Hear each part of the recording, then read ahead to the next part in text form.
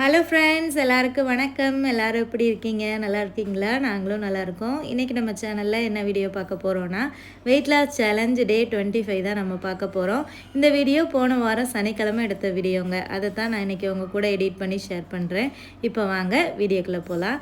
அதுக்கு முன்னாடி நம்ம சேனலை பார்த்துட்டு நிறைய பேர் சப்போர்ட் பண்ணுறீங்க, சப்ஸ்கிரைப் பண்ணுறீங்க. எனக்கு சப்போர்ட் பண்ணி சப்ஸ்கிரைப் பண்ணுற எல்லாருக்குமே ரொம்ப ரொம்ப நன்றிங்க. தொடர்ந்து உங்களோட ஆதரவை நம்ம சேனலுக்கு கொடுங்க. இப்போ வீடியோக்குள்ளே போகலாமா? சனிக்கிழமை காலையில் ஒரு 7 மணி போல் தாங்க நான் எந்திரிச்சு கீழேயே வந்தேன். செம்ம தூக்கம் வந்துருச்சு, அதனால் தூங்கிட்டேன். எக்ஸசைஸ் பண்ணுறதுக்கு டைம் இல்லை, ஏன்னா லேட்டாக எழுந்திரிச்சனால சரி சமைச்சிடலாம் காலையிலேயே அப்படின்னு சொல்லிட்டு சிங்கில் கொஞ்சம் பாத்திரம் கிடந்தது, அதை எல்லாத்தையும் விலக்கி வச்சுட்டு ஸோ அன்னைக்கு வந்து கேத்ரின் சிஸ்டருக்கும் கொஞ்சம் சமைச்சு கொடுக்கலாம் அப்படின்னு சொல்லிட்டு பிளான் பண்ணியிருந்தேன். ஏன்னா அவங்களுக்கு புளி சாதம்னா ரொம்ப பிடிக்குங்க. அன்னைக்கு நானுமே வந்து புளி சாதம் பண்ணலான்னு தான் பிளான் பண்ணியிருந்தேன் எங்களுக்குமே. அப்புறம் சரி சிஸ்டருக்குமே சேர்த்து சமைச்சிடலாம், சமைச்சு கொஞ்சம் அவங்களுக்கு சாப்பாடு கொடுக்கலாம் அப்படின்னு தோணுச்சு. ஏன்னா அவங்க கார்த்திகை அன்னைக்கு வந்திருந்த அன்னைக்கு அவங்களுக்கு பெருசாக நான் எதுவுமே சமைச்சு கொடுக்க முடியல. சரி அடுத்த நாள் நம்ம சமைச்சு கொடுக்கலாம் அப்படின்னு பிளான் பண்ணி அவங்களுக்கும் சேர்த்து தாங்க அன்றைக்கி சமைச்சிருந்தேன். அதுக்கப்புறமா வெயிட்டு போய் செக் பண்ணிடலான்னு சொல்லிவிட்டு வெயிட்டு போய் செக் பண்ணேன்.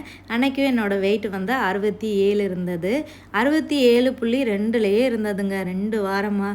ஸோ 67 வந்து குறைஞ்சிருந்தது சனிக்கிழமை வரைக்கும். ரொம்பவே சந்தோஷமாக இருந்தது. ஏன் 2 வாரமாக கான்ஸ்டண்ட்டாக அந்த 67.2லேயே இருந்ததுன்னா, ஹஸ்பண்ட் ஊருக்கு போயிட்டு வந்தாங்க இல்லையா இந்தியாவுக்கு. அப்போ அம்மா கொடுத்து விட்டாங்கல்ல முறுக்கு பலகாரம் அதெல்லாமே நல்லாவே சாப்பிட்டேன்னு சொன்னேன்னா, அதை சாப்பிட்டு வந்து வெயிட்டு குறையவே இல்லை, அப்படியே கான்ஸ்டண்ட்டாகவே மெயின்டைன் ஆச்சு. ஏன்னா முறுக்கு பலகாரம் ரெண்டுமே ஆயில் ஐட்டம். அது மட்டும் இல்லாமல் பலகாரம்லாம் நிறைய ஸ்வீட் போட்டும் பண்ணியிருப்பாங்க. ஸோ அதனால் வந்து வெயிட் வந்து குறையாமல் அப்படியே இருந்திருக்கு.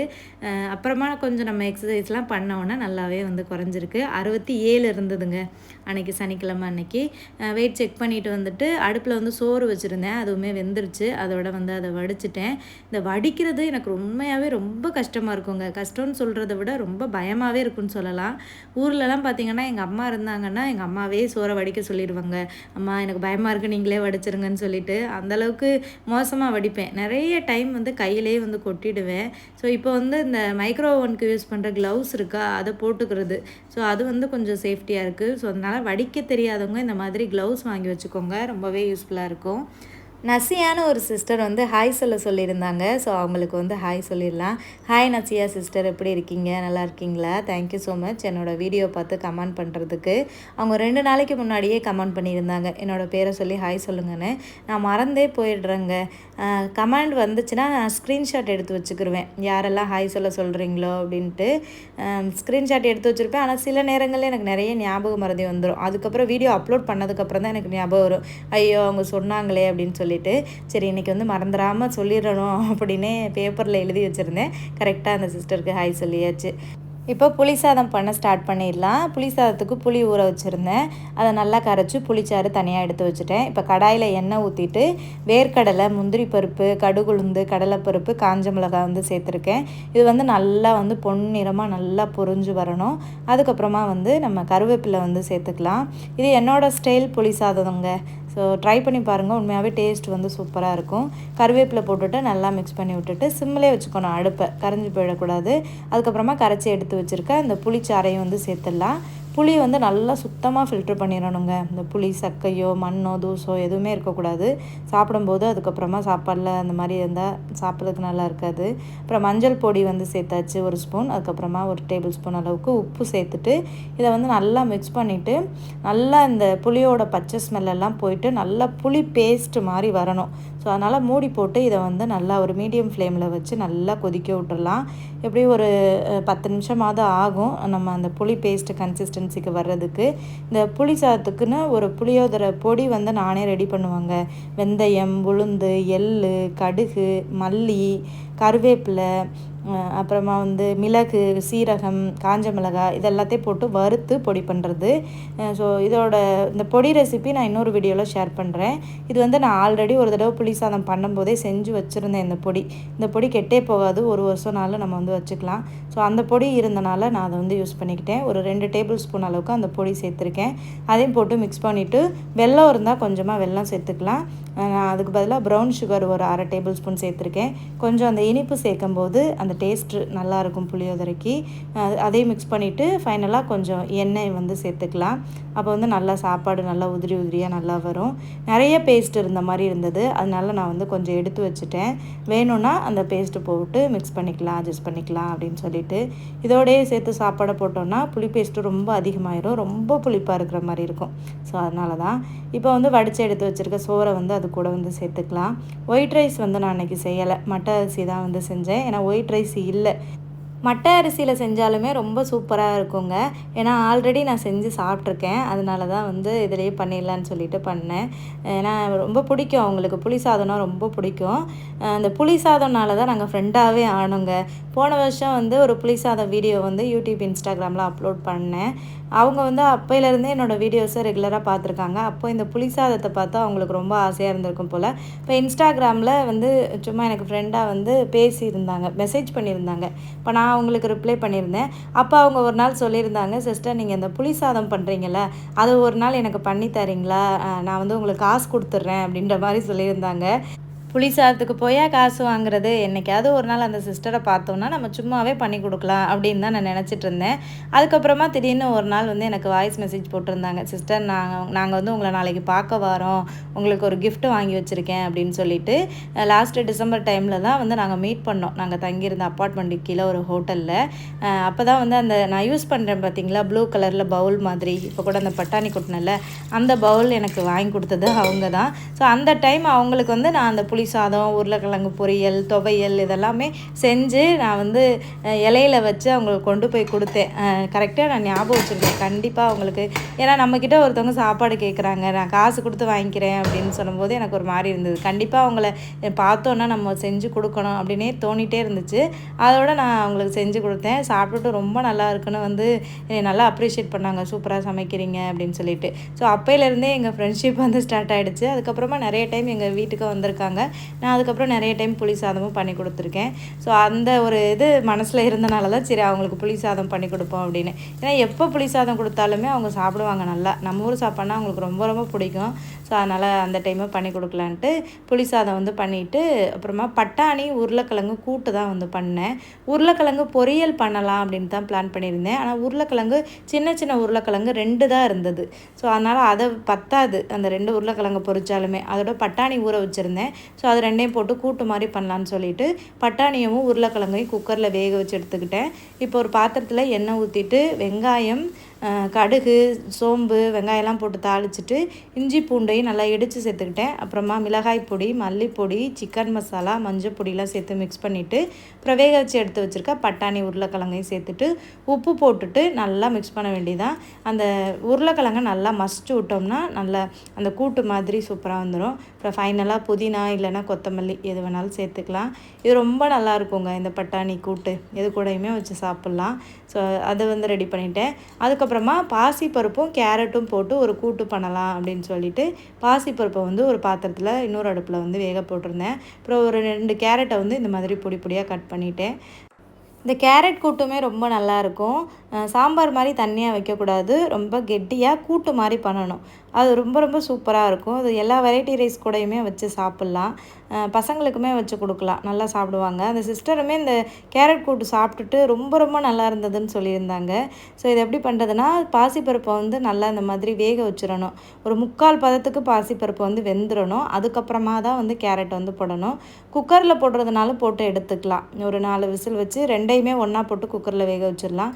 ஸோ குக்கரில் நான் வேக வைக்கல, இந்த மாதிரி ஓப்பனில் தான் வந்து வேக வச்சுருந்தேன். ஸோ நல்லா மிக்ஸ் பண்ணி விட்டுட்டு கேரட் வந்து ஒரு 10 நிமிஷம் வெந்தால் போதும்.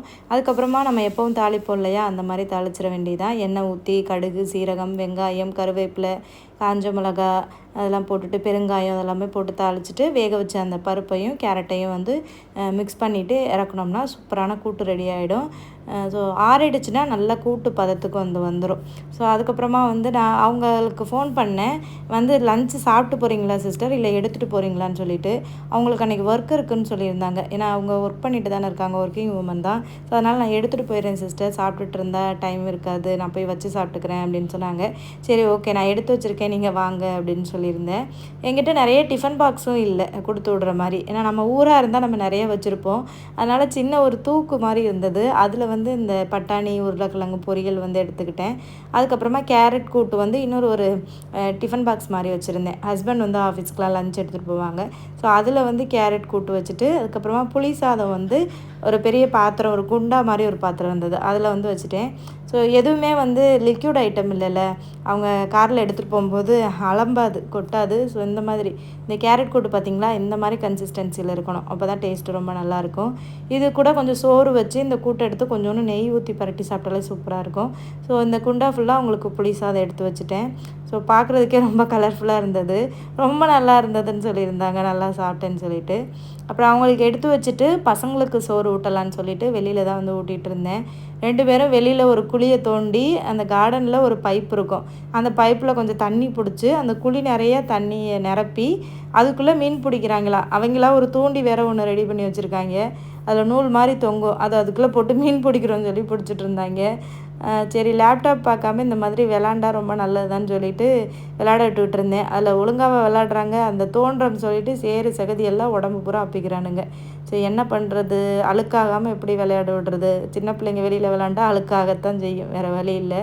அப்புறமா எனக்கும் பசிக்க ஆரம்பிச்சிருச்சு. பசங்களுக்கு சாப்பாடு ஊட்டி விட்டுட்டு நான் வந்து சாப்பிட ஆரம்பிச்சிட்டேன். ஏன்னா காலையில் நான் சாப்பிடவே இல்லை. நான் சமைச்சிக்கிட்டே எனக்கு அப்படியே டைம் போயிடுச்சு. சொல்லப்போனால் சாப்பிடவே மறந்துட்டேன்னு சொல்லலாம். நான் லஞ்சுக்கு என்ன எடுத்துக்கிட்டேன்னா, கொஞ்சம் ஸ்ப்ரவுட்ஸ் இருந்தது, பச்சை பயிறு ஸ்ப்ரவுட்ஸு, அது கொஞ்சம் எடுத்துக்கிட்டு, அதுக்கப்புறமா வந்து வெங்காயம் நல்லா பொடியாக கட் பண்ணிவிட்டு, அப்புறம் அந்த சிஸ்டருக்கு பண்ணியிருந்தேன் இல்லையா பட்டாணி உருளைக்கிழங்கு கூட்டு, அதையும் கொஞ்சம் எடுத்து எல்லாத்தையும் மிக்ஸ் பண்ணிட்டேன். ஒரு சேலட் மாதிரி. இதுவுமே நல்ல ப்ரோட்டீனான ஒரு சேலட் தான். ஏன்னா பயிறு வகைகள் நல்ல ப்ரோட்டீன் தானே. ஸோ இதை தான் நான் உட்காந்து லஞ்சுக்கு வந்து சாப்பிட்டேன். நல்லா ஃபில்லிங்காக இருந்தது. இந்த பட்டாணிக்கு பதிலாக நம்ம கொண்டக்கடலை, எந்த பயிறு வகைகள் வேணால் எடுத்துக்கலாம். கொஞ்சம் கேரட்டு கூட துருவி வந்து சேர்த்துக்கலாம். வெங்காயம் இதெல்லாம் சேர்க்கும்போது நமக்கு நல்லா ஃபில்லிங்காகவும் இருக்கும். இந்த ஒரு கப்பு சாப்பிட்டாலே பார்த்திங்கன்னா ஒரு 2-3 மணி நேரத்துக்கு பசிக்காதுங்க. அந்தளவுக்கு எனக்கு வந்து நல்லா வயிறு ஃபில்லாக இருந்தது. அப்புறம் கேத்ரின் சிஸ்டர் வந்தோன்னா அவங்களுக்கு ஏதாவது ஒரு ஸ்வீட் செஞ்சு கொடுக்கலாம் அப்படின்னு சொல்லிட்டு அவல் வந்து ஊற வச்சுருந்தேன். ஒரு டம்ளர் அளவுக்கு அவலை வந்து கொஞ்சமாக வெதுவெதுப்பான தண்ணியில் ஊற வச்சுருந்தேன். அது ஒரு 10 நிமிஷத்துலேயே நல்லா ஊறிடும். அதுக்கப்புறமா அந்த தண்ணியை பிழிஞ்சிட்டு ஒரு கைப்பிடி அளவுக்கு துருவின தேங்காய் சேர்த்துட்டு, அதுக்கப்புறமா வந்து தேவையான அளவுக்கு சுகர் வந்து சேர்த்துக்கலாம். நான் வந்து ப்ரௌன் சுகர் ஒரு 4 டேபிள் ஸ்பூன் சேர்த்துருக்கேன். சேர்த்துட்டு நல்லா வந்து அதை மிக்ஸ் பண்ணிட்டோம்னா ஒரு சூப்பரான ஒரு இன்ஸ்டண்ட்டான ஒரு ஸ்வீட்டு ரெடிங்க. ஸோ திடீர்னு யாராவது வீட்டுக்கு வராங்க, அவங்களுக்கு என்ன பண்ணுறது அப்படின்னு உங்களுக்கு தோணுச்சுன்னா இந்த மாதிரி அவல் ரெசிபி ட்ரை பண்ணுங்கள். இதுவுமே அவங்களுக்கு ரொம்ப நல்லா பிடிச்சிருந்ததுன்னு சொல்லி நல்லா சாப்பிட்டாங்க. அதையுமே நான் ஒரு சின்ன டிஃபன் பாக்ஸில் போட்டு கொடுத்துருந்தேன்.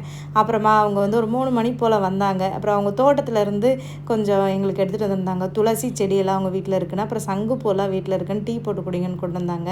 அப்புறம் கொஞ்சம் பாவக்காய் எடுத்துகிட்டு வந்திருந்தாங்க. அப்புறம் வாழைப்பூவும் கொய்யாப்பழமும் கடையில் எங்களுக்காக வாங்கிட்டு வந்தேன்னு சொன்னாங்க. நான் எப்போவுமே அந்த சிஸ்டர் சொல்லுவேன், எதுவுமே வாங்க வேண்டாம் சிஸ்டர், நீங்கள் சும்மா வாங்க அப்படின்னு சொல்லிட்டு. ஆனால் அவங்க எதுவுமே கேட்க மாட்டாங்க. பசங்களுக்கு ஏதாவது வாங்கிட்டு வருவாங்க. அப்புறம் பசங்களுக்கும் கொஞ்சம் சாக்லேட்ஸ் அந்த மாதிரிலாம் வாங்கிட்டு வந்திருந்தாங்க. அப்புறம் சாப்பாடு எடுத்து கொடுத்துட்டு கொஞ்சம் நேரம் நாங்கள் பேசிகிட்டு இருந்தோம். நிறைய விஷயங்கள் பேசினோம். ரொம்ப நாள் ஆகிடுச்சா, அதனால் நிறைய விஷயங்களை ஷேர் பண்ணோம். அப்புறமா அவங்களுக்கு ஒர்க் இருந்தனால அவங்க கிளம்பிட்டாங்க. ஒரு 3 மணிக்கு வந்தாங்க, ஒரு 4:30 போல் கிளம்பிட்டாங்க. ஒரு 1.5 மணி நேரம் கிட்ட என்னோடையும் பசங்களோடையும் பேசிகிட்டு இருந்தாங்க.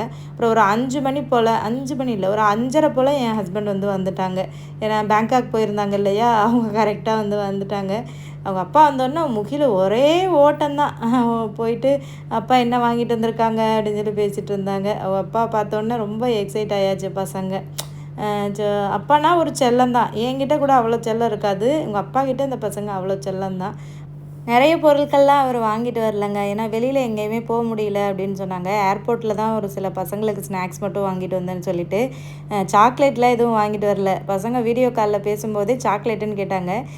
என் ஹஸ்பண்ட் ரொம்பவே ஹெல்த் கான்சியஸு. சாக்லேட்டுக்கு பதிலாக நிறைய ட்ரை ஃப்ரூட்ஸும் வாங்கிட்டு வந்திருந்தாங்க. இந்த ஸ்ட்ராபெரி ட்ரை ஃப்ரூட்ஸு, அதுக்கப்புறமா இந்த லோங்கன் ஃப்ரூட்டுன்னு ஒன்று இருக்கும், புரோனையில் கிடைக்கும், அதோட ட்ரை ஃப்ரூட்டு, அதுக்கப்புறமா வந்து மேங்கோவில் ட்ரை ஃப்ரூட்டு, அதுக்கப்புறம் 2 பனானா சிப்ஸ் வாங்கிட்டு வந்திருந்தாங்க. ஸோ கம்மியாக தான் வாங்கிட்டு வந்திருந்தாங்க. வெளியில் எங்கேயுமே போக முடியல அப்படின்னு சொல்லிட்டு நான் கொஞ்சம் இந்த பசங்களுக்கு டாய்ஸ் வாங்கிட்டு வர சொன்னேன். சிட்டி பக்கம்லாம் நான் எங்கேயுமே போகல, யூனிவர்சிட்டி கான்ஃபரன்ஸ் முடிஞ்சதோட ஃப்ளைட்டை பிடிச்சிடலான்னு சொல்லிட்டு வந்துட்டேன் அப்படின்னு சொன்னார். சரி வாங்கிட்டு வந்த வரைக்கும் சந்தோஷம்னு சொல்லிட்டு அவர் வாங்கிட்டு வந்த அந்த ட்ரை ஃப்ரூட்ஸு, அந்த பனானா சிப்ஸ் எல்லாம் கொஞ்சம் கொஞ்சம் சாப்பிட்டுட்டு இருந்தோம். இந்த பேக்கெட்டில் அந்த சிப்ஸு இருக்கிறத விட காற்று தான் அதிகமாக இருக்குது. என்ன ஒரு மார்க்கெட்டிங் ஸ்ட்ராட்டஜி பாருங்கள். அந்த கவர் ஃபுல்லாக காற்று தான் அதிகம், அதில் உள்ளே இருக்கிறது ரொம்ப கம்மியான சிப்ஸு தான் இருந்தது. அப்புறம் ஹஸ்பண்ட்டை என்ன சமைக்கிறதுன்னு சொல்லிட்டு ஃபோன்லேயே கேட்டிருந்தேன் அவங்கக்கிட்ட காலையில். அவங்களுக்கு ரசம் தான் வேணும்னு சொல்லியிருந்தாங்க. புளி சாதம் செஞ்சதே இருக்குங்க, அது கூட கேரட் கூட்டு வச்சுருக்கேன், அப்புறம் பட்டாணி கூட்டெலாம் வச்சுருக்கேன்னு சொன்னேன். அவருக்கு அந்த புளி சாதம் பிடிக்காதுங்க, வெரைட்டி ரைஸே பிடிக்காதுன்னு சொல்லியிருக்கேனா, அதனால் எனக்கு மட்டும் தனியாக கொஞ்சமாக சோறு வச்சு ரசம் வச்சுருன்னு சொல்லியிருந்தார். அதனால் அவருக்கு மட்டும் ஒரே ஒரு டம்ளர் போட்டு சோறு வச்சுட்டு அதுக்கப்புறம் தேங்காய் இருந்தது, தேங்காய் வச்சு தேங்காய் பால் ரசம் தான் பண்ணியிருந்தேன். அப்புறம் அந்த பட்டாணி கூட்டு, அப்புறமா அந்த கேரட்டு பருப்பு கூட்டு வச்சு கொடுத்தேன். நிம்மதியாக உட்காந்து சாப்பிட்டுட்டு இருந்தார். ஷார்ட்ஸில் கூட ஷேர் பண்ணியிருந்தேன் இல்லையா, என்ன தான் வெளியில் போய் நம்ம ஹோட்டலில் விதவிதமாக சாப்பாடு கொடுத்தாலும் வீட்டுக்கு வந்து ஒரு ரசம் சோறு சாப்பிட்டா ஒரு நிம்மதி தான் அப்படின்ற மாதிரி சொன்னாருன்னு சொல்லி. உண்மைதாங்க, நம்ம எங்கே தான் போய் என்ன தான் விதவிதமாக சாப்பிட்டாலுமே பொண்டாட்டி பிள்ளைங்க ஒரு குடும்பமாக வந்து வீட்டில் இருக்கிறத ஒரு சிம்பிளாக ஒரு ரசமோ ஒரு தயிரோ ஒரு மோரோ அதை வச்சு சாப்பிடும்போது ஒரு நிம்மதியாக தான் இருக்கும் போல் இந்த ஆண்களுக்கு எல்லாத்துக்குமே. அவ்வளோதாங்க இந்த வீடியோ இதோட கம்ப்ளீட் ஆகுது. நம்ம நெக்ஸ்ட் வீடியோவில் பார்க்கலாம். பாய் பாய்.